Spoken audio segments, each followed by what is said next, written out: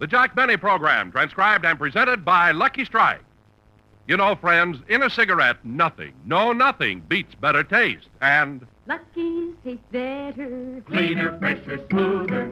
Lucky's taste better. Cleaner, fresher, smoother. For Lucky Strike means fine tobacco, richer tasting, fine tobacco. Lucky's taste better. Cleaner, fresher, smoother. Lucky Strike, Lucky Strike. this is Don Wilson. I think you'll agree that smoking enjoyment depends on the taste of your cigarette. For nothing beats better taste. And Lucky's taste better, cleaner and fresher and smoother.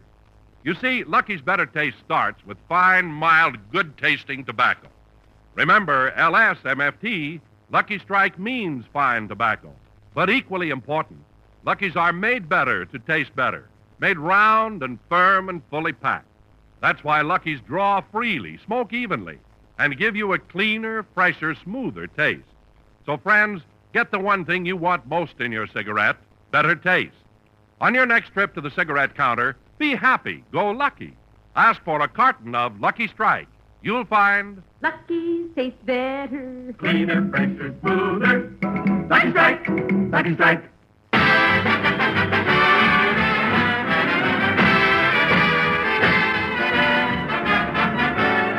the Lucky Strike program starring Jack Benny with Mary Livingston, Rochester, Dennis Day, Bob Crosby, and yours truly, Don Wilson.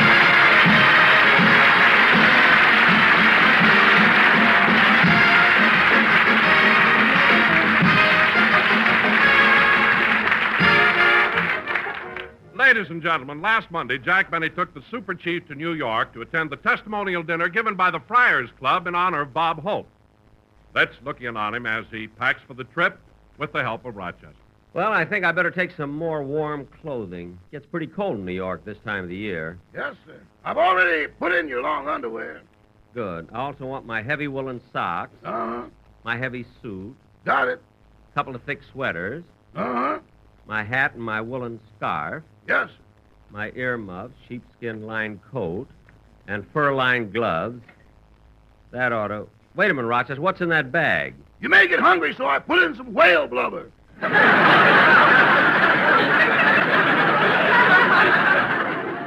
Never mind the jokes. It does get cold in New York.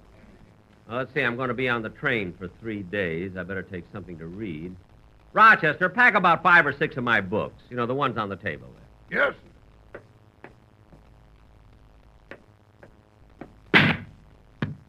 Uh-oh, which book did you drop? The one from the California Bank.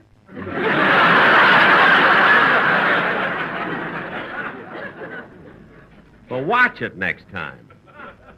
I wonder whether I should take my violin along or not. Should we put it to a vote? Never mind. Yeah, I'm not going to take it. Now, Rochester, if anybody wants to contact me while I'm in New York, I'll be at the Acme Plaza Hotel. Again? Yes, and you don't have to use that tone of voice. They treat me very nice at the Acme Plaza. In fact, this time they're giving me the penthouse suite. Oh, that's nice. That's the one that underlooks the park. Never mind that. Since you were there with me last, that hotel has made a lot of improvements. You remember how every time I'd want to take a bath, I'd have to stand in line? Yes? Well, they put a bench there now. And not only that, they... I'll get it, Rochester. Yes. Hello? Hello, Chuck. I have to talk fast, so don't interrupt. My father's found out that we're in love, so if we're going to get married, Chuck, we better elope. I'll get my things ready, and I'll be waiting for you. Goodbye, Chuck.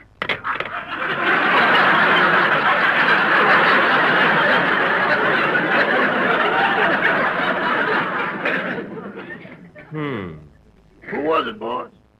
Be a wrong number. Must be a wrong number. I don't know any girls whose fathers are still alive.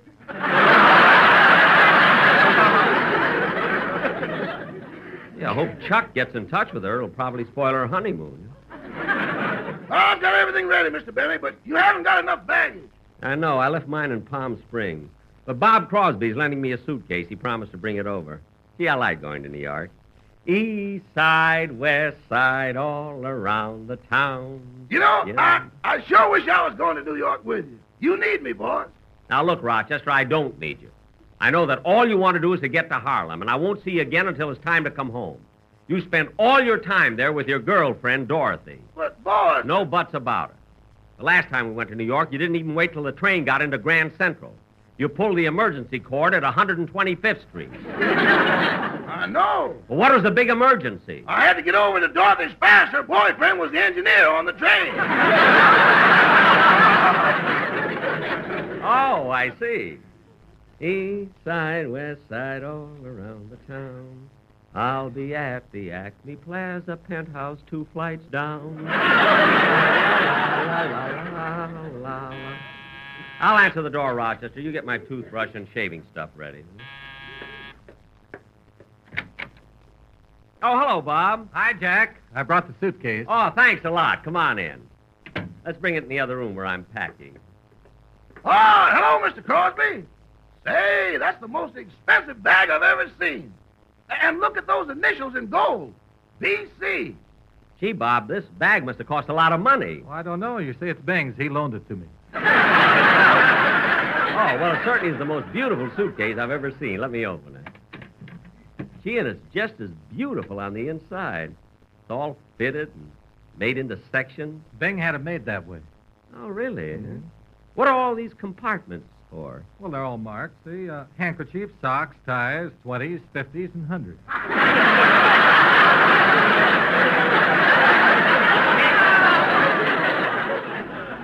Oh, yes. Now I see.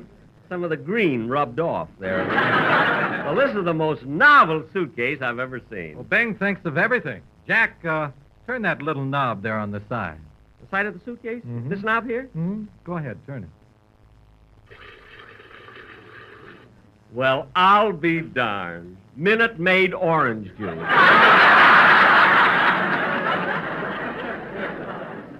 Well, Bob, it's awfully nice of you to lend me this bag. And hey, wait a minute. What's this? Looks like a little sunbonnet. Oh, Lord. We packed the baby's things in this when we went to Palm Springs. I guess we forgot to take some of the things out. Oh, isn't this cute? The tiniest little dress I've ever seen. Look at these baby shoes, too. Bob, I mean, what does a baby need with all these handkerchiefs? Jack, they're not handkerchiefs. Oh, yeah. Well, Jack, I've got to be running along because... Excuse me a minute, Bob. I want to answer the phone. Hello? I'm all ready, Chuck. I've got my bags packed and I'm in my room on the 3rd floor. But I'm a little nervous, so you'll have to carry me down the ladder. Goodbye, Chuck.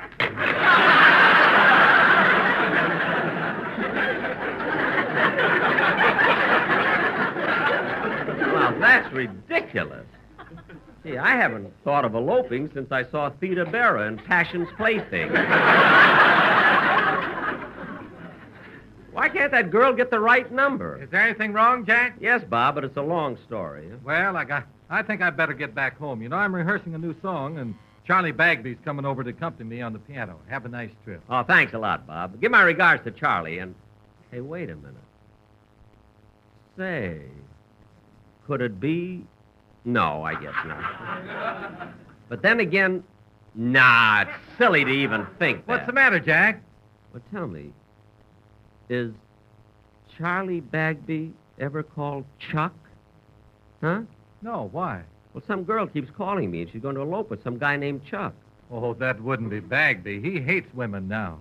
What do you mean now? Well, Jack, didn't you know that Charlie was all set to be married? And on the very day of the wedding, his girl jilted him? You mean she stood him up? Yep, but he fell right back down again.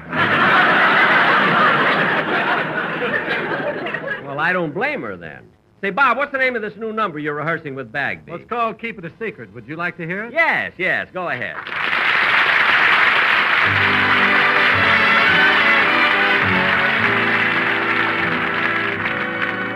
Now, if you see my darling with somebody new, keep it a secret, whatever you do. Why should you tell me and break my poor heart? Then foolish pride would just drive us apart.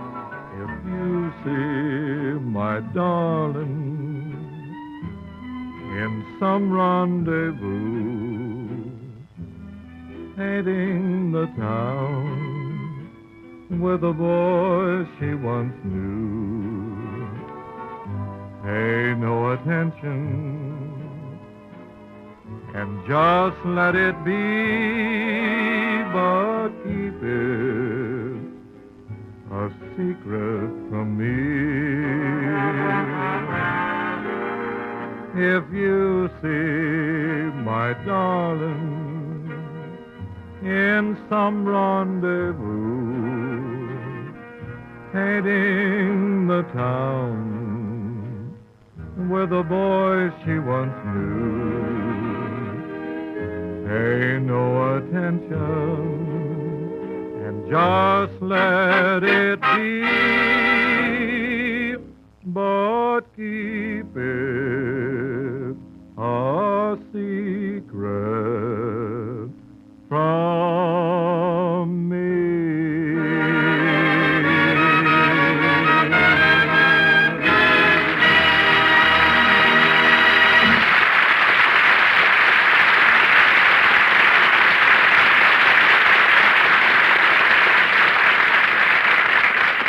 Bob, that sounded swell. It's a real catchy tune. Well, gee, thanks, Jack. Well, I guess I'll run along now. Well, goodbye. See you when I get back. Oh, by the way, enjoy yourself. Oh, And thanks. Say, enjoy yourself. Yes, I know. Enjoy yourself. By the way, the weather in New York can get pretty cold. Are you taking your long underwear? Jack, I said, are you taking your long underwear? Mr. Crosby, you're new here. We've done all those flap jokes.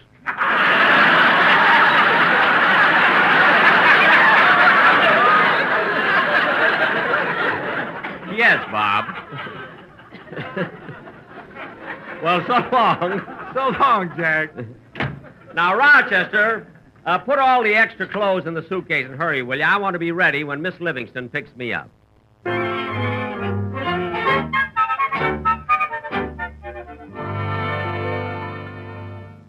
Oh, Pauline. Yes, Miss Livingston. If there are any calls for me while I'm gone, tell him I'll be back as soon as Mr. Benny's train leaves. Yes, ma'am. Miss Livingston, what's he going to New York for this time? Well, the Friars are giving Bob Hope a testimonial dinner, and Mr. Benny is supposed to make a speech there. Is he a good after-dinner speaker? Oh, yes. You should have heard him last night. He made one of the most stirring after-dinner speeches I ever heard. Where was that? At the Thrifty Drugstore. The Thrifty Drugstore? Yes, right after we had dinner, he jumped up on the counter and complained about the bill. Gee, Miss Livingston, what did you do? What I always do. I paid it, and we went home. Anyway, I hope Jack is a big hit in New York. You know, Miss Livingston, I don't think it's fair. What isn't fair, Pauline? Well, Mr. Benny goes to testimonial dinners and gets all the glory, but you're the real star of his radio program. Oh, Pauline, you're sweet, but Mr. Benny has more to say on the show than I do. Straight lines, yes, but you get all the laughs. Oh, Pauline. Yes, you do. And where would he be if you didn't read all those hilarious letters from your mother? Well, And what would happen if he couldn't make jokes about you working at the May Company? yeah. And every week he gets a great big salary and all you get is a few dollars. I never thought of that. Hello? Mary, what's keeping you? I ought to slap your face.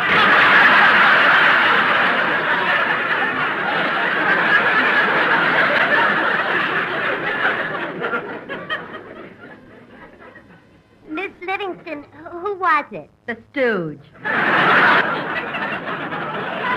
I promised to take him to the station, so I might as well do it.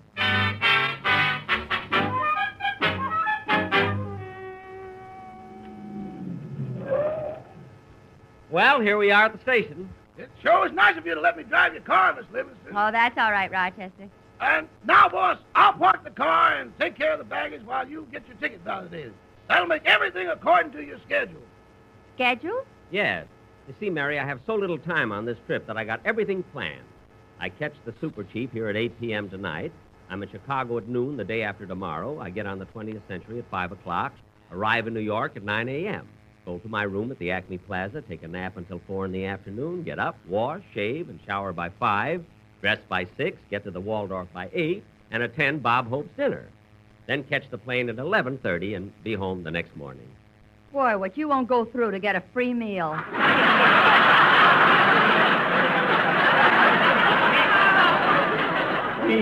Free meal. Come on, let's get into the station.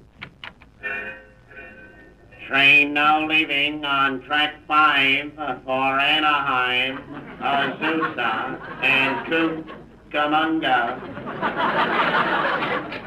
Jack, I thought you told Rochester to take your bags. How come you're carrying that suitcase? Oh, I want to take extra good care of it, Mary. It's a very expensive bag. You know, it belongs to Bing Crosby. Oh. Say, Jack, let's go over to the soda fountain. I'm kind of thirsty. Just get a lily cup. I'll give you some orange juice.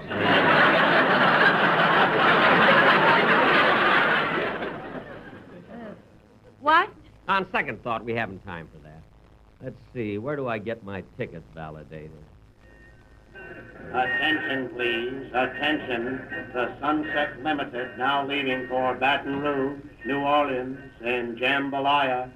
Son of a gun, we have big fun on the bayou. Mary, you wait here for me, will you? Okay, I'll go over to the newsstand and buy a magazine. Okay. Now, let's see if I... Oh, hello, Jack. Oh, hello, Don. Oh, boy, I'm sure glad I caught you. You almost didn't, Don. It's just a few minutes of train time. I know, but it wasn't my fault. My wife and I took her nephew Tommy out to dinner. Tommy? Oh, yes, I know him. He's that mischievous little kid, isn't he? Ah, he's not so bad, Jack. He isn't, eh, Don? That kid can get into more trouble. Well, as a matter of fact, he did embarrass me a little. I can imagine. That boy is the worst. What happened? Well, after dinner, I paid the check and left a couple of bucks for the waitress, and then we drove home. And when we got there, Tommy stuck out his hand and said, "Uncle, here's the $2 you left on the table." Gee, what a wonderful kid.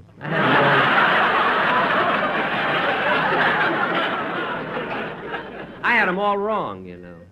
The Union Pacific Streamliner now arriving from Las Vegas on track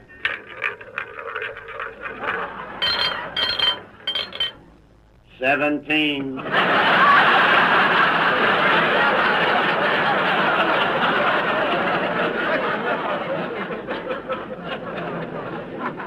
Now, Don, excuse me. I've got to get my ticket validated. Oh, wait a minute, Jack. Before you go, the Sportsman Quartet came down to say hello to you and welcome you back. Well, that's all. Say hello to me? Don, I'm going away. I'm leaving. They know that, Jack, but they can't be here at the station when you come back, so they're going to say hello to you now. But, Don, that's the silliest Take thing. it, fellas. Don, what kind of a thing is that? Hello, Jack. Welcome home. We're glad you're back.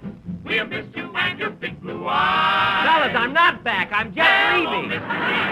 I'll be back on salary. This is ridiculous. You were looking at 4 hungry guys. Boys, I'm leaving. I'm going away.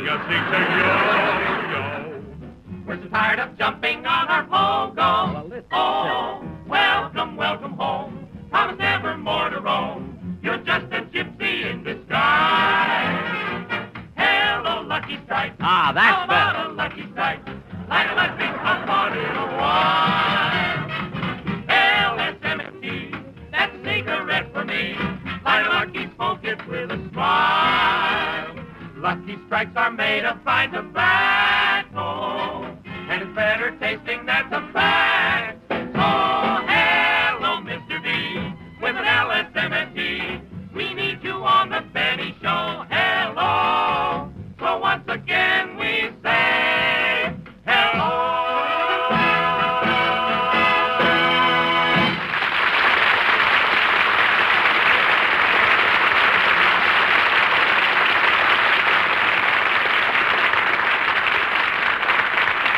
Don, that was very nice, but that song could have made me late for my train. Now I've got to get my ticket validated. Attention, please. Attention.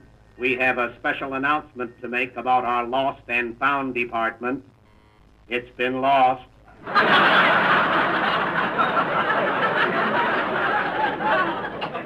Now, let's see. Oh, there's the window where I'm supposed to go. I hope I don't... Hello, Mr. Benny. Why, Mr. Ketchup?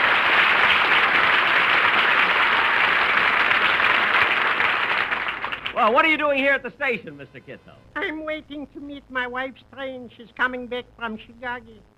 Oh, from Chicago, eh? Yeah. Was she visiting relatives there? No, she was a delegate at the Republican convention. Wait a minute, Mr. Kitzel. The convention was held in July. What kept her so long? They let her make a speech, and she just finished. Oh, I take it your wife talks a lot, huh? A sage observation. In fact, it was because of this that we almost didn't got married. What do you mean you didn't got married? The preacher asked her, do you take this man to be your lawful wedded husband? And she went into a filibuster.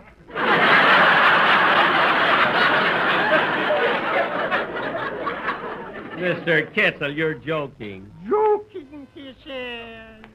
But anyway, I'm glad she's coming back today. This is our wedding anniversary, and when she gets off the train, I wouldn't even let her unpack her bag. I'm taking her straight to Niagara. Oh, Niagara Falls? No, Niagara, the picture. I want to see Marilyn Monroe. Oh, you like Marilyn Monroe, huh? Well, if you're so crazy about Marilyn, why are you taking your wife to the picture? I want her to see why we don't get along.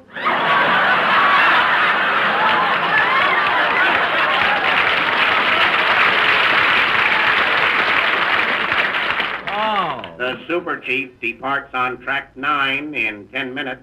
Well, I better go get my tickets validated, Mr. Kitzel. I'm going to New York. New York. How I envy you. What a city. How I'd like to see the bright lights, the tall buildings, the busy streets, the green fields.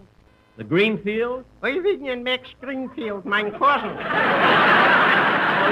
yes, I met them. Oh, by the way, Mr. Bennett, you can do me a big favor.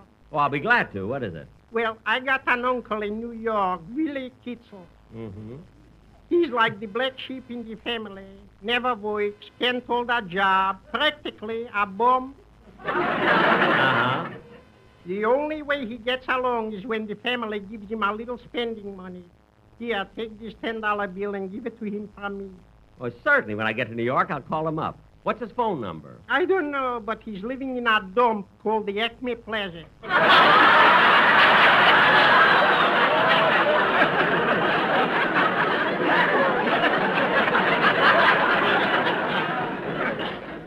Well, I'll see if I can find the hotel. Goodbye, Mr. Kitzel. Goodbye, Mr. Bennett.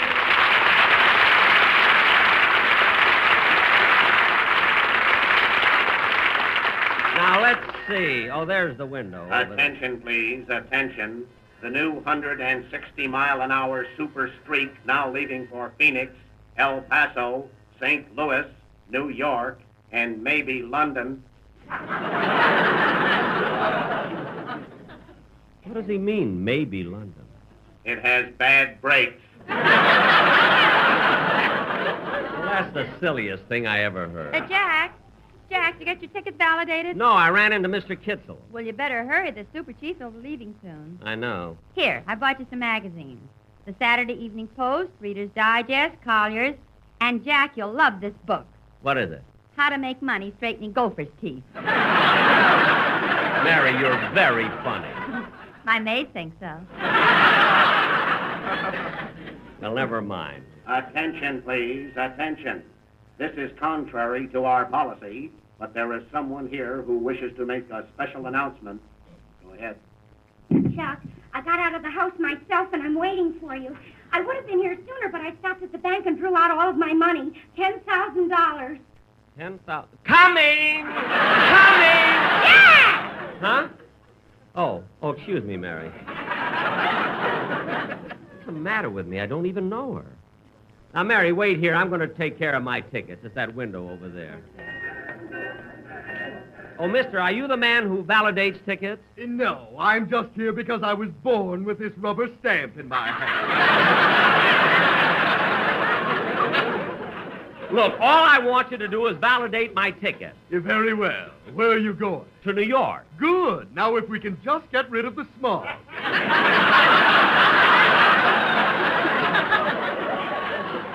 Never mind that.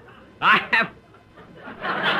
I have my ticket, but not my Pullman space. Well, would you like a compartment? No, I'm by myself. A roomette? No, I don't even need that. As a matter of fact, I don't even need a lower berth. Tell me, do you have any uppers? Well, Wait a minute.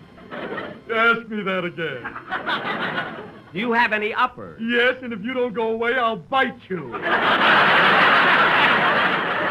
You're very funny. My butler thinks so. Now cut that out! The super chief now leaving for Kansas City and Chicago.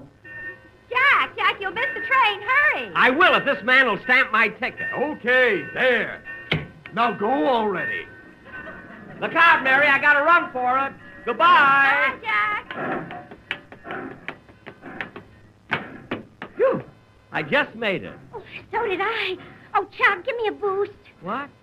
Oh, she's not talking to me. Come on, Chuck, give me a boost. Okay, honey, give me your hand. Well, I'll be darned. It really is Bagby.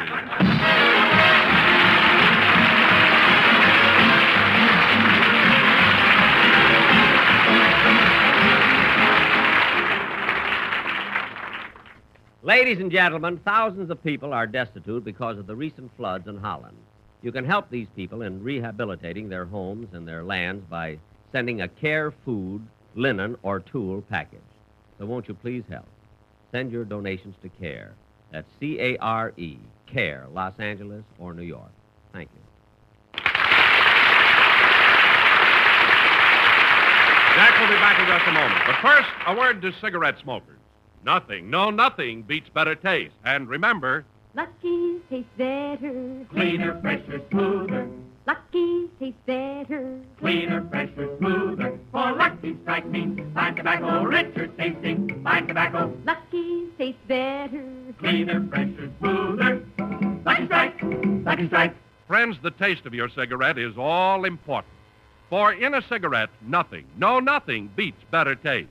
And Lucky's taste better, cleaner and fresher and smoother. You see, Lucky's better taste really begins with fine, light, truly mild tobacco. Yes, LSMFT, Lucky Strike means fine tobacco. Good tasting tobacco, of course. Then, too, Lucky's taste better because they're made better. Made to give you a cleaner, fresher, smoother tasting smoke. So, friends, remember how important better taste is to your enjoyment of a cigarette. And remember that Lucky Strike gives you the better taste of fine tobacco in a better-made cigarette. But most of all, remember to pick up a carton of Lucky's tomorrow. Yes, be happy. Go Lucky. Be happy, go lucky, get better taste today.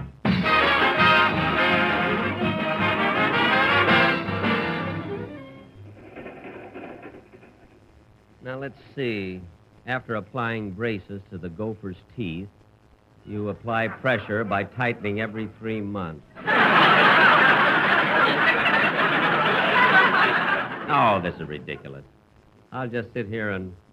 I wonder why all the passengers are going up toward the front of the train. I think I'll follow them and see.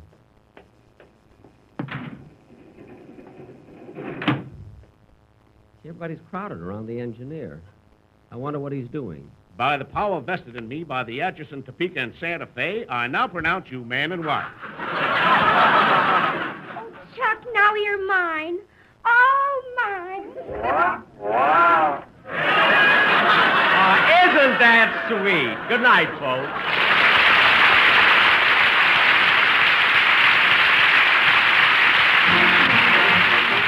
Jack Benny program is written by Sam Perrin, Milt Josephsberg, George Balzer, John Packerberry, and produced and transcribed by Hilliard Marks. Be sure to hear The American Way with Horace Heidt for Lucky Strike every Thursday over this same station. Consult your newspaper for the time. The Jack Benny program is brought to you by Lucky Strike, product of the American Tobacco Company, America's leading manufacturer of cigarettes.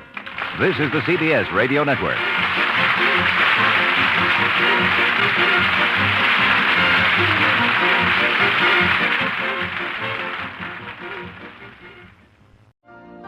You've been listening to the OTR Gold Network. Find more classic radio at otrgold.com.